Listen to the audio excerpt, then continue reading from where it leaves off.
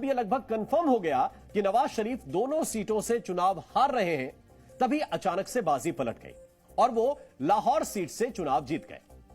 अब वैसे तो इसमें कोई बड़ी बात नहीं है, क्योंकि ऐसा होता रहता है कि कोई उम्मीदवार पहले पिछड़ रहा हो और आखिर में वो जीत दर्ज कर ले। लेकिन चुनाव आयोग के नोटिफिकेशन ने ही नवाज शरीफ की जीत की पोल खोल दी। जिस सीट से नवाज शरीफ ने चुनाव जीता, वहां पर पड़े कुल वोटों से ज्यादा वैलिड वोट की गिनती की गई। जरा देखिए, इसको हम आपको दिखा रहे हैं।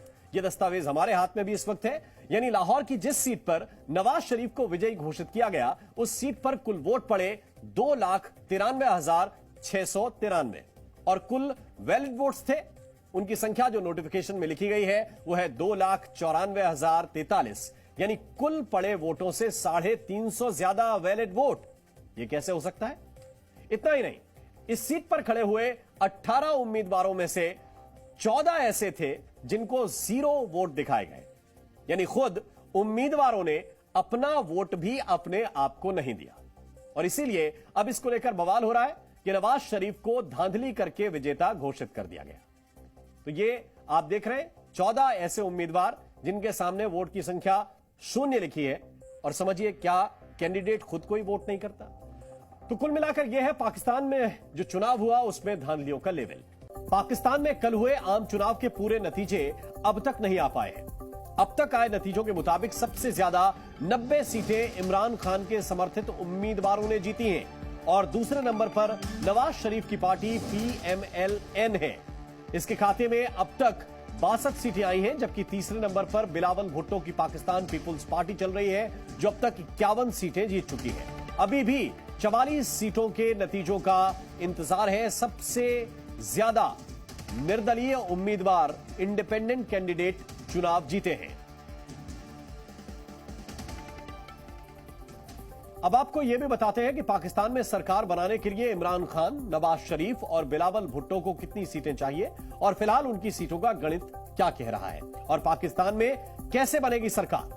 इमरान अपने समर्थित उम्मीदवारों के साथ अकेले सरकार बना सकते हैं। अब तक उनके 90 निर्दलीय प्रत्याशी जीत चुके हैं। हालांकि सरकार बनाने के लिए अभी 44 सीटों की जरूरत और पड़ेगी और 44 सीटों के ही नतीजे अभी आने बाकी हैं। नवाज शरीफ का अपने दम पर सरकार बनाने का सपना टूट चुका है, क्योंकि अब तक नतीजों में उनकी पार्टी को सिर्फ 62 सीटें मिली हैं। ऐसे में उन्हें बहुमत के लिए अभी 72 सीटों की जरूरत है, जबकि सिर्फ 44 सीटों के नतीजे आने ही बाकी हैं। हालांकि 62 सीटों वाले नवाज के पास सरकार बनाने का रास्ता खुला है।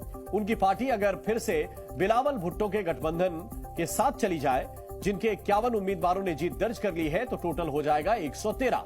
ऐसे में वो बहुमत के काफी नजदीक पहुंच जाएंगे और उनको सरकार बनाने के लिए 21 सीटों की जरूरत पड़ेगी, जो कि वो बची हुई 44 सीटों में से जीतना चाहेंगे।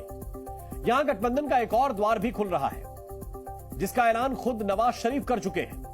नवाज ने इमरान समर्थित उम्मीदवारों को साथ आने का न्योता दे दिया है। यानी अगर नवाज और इमरान समर्थकों का गठबंधन हो जाता है तो PMLN के 62 और इमरान के 90 निर्दलीय उम्मीदवार सरकार बना सकते हैं। इन दोनों का आंकड़ा 152 तक पहुंच जाएगा, जो कि बहुमत से काफी ज्यादा है। और अगर यही ऑफर इमरान समर्थित उम्मीदवार बिलावल भुट्टो को दे दें तो भी गठबंधन की सरकार बन सकती है। तब PPP के 51 और 90 निर्दलीय उम्मीदवार मिलकर मैजिक नंबर हासिल कर सकते हैं, जो होता है 141। तो पाकिस्तान में सरकार बनाने का ऐसा गणित हो सकता है। खैर, तस्वीर तो पूरे नतीजे आने के बाद ही साफ होगी। अब आपको इस पर एक रिपोर्ट दिखाते हैं।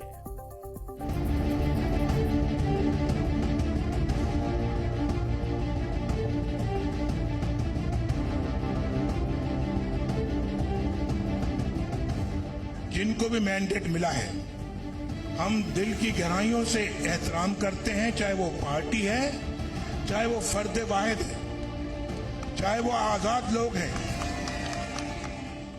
चुनाव से पहले तक अपने दम पर सरकार बनाने का दावा करने वाले नवाज शरीफ आज इमरान खान के समर्थक निर्दलीय उम्मीदवारों को अपने साथ आने का न्योता दे रहे हैं। हम सब पार्टियों के मैंडेट का एहतराम करते हैं। जिनको भी मैंडेट मिला है, हम दिल की गहराइयों से एहतराम करते हैं, चाहे वो पार्टी है, चाहे वो फर्द वाहिद है।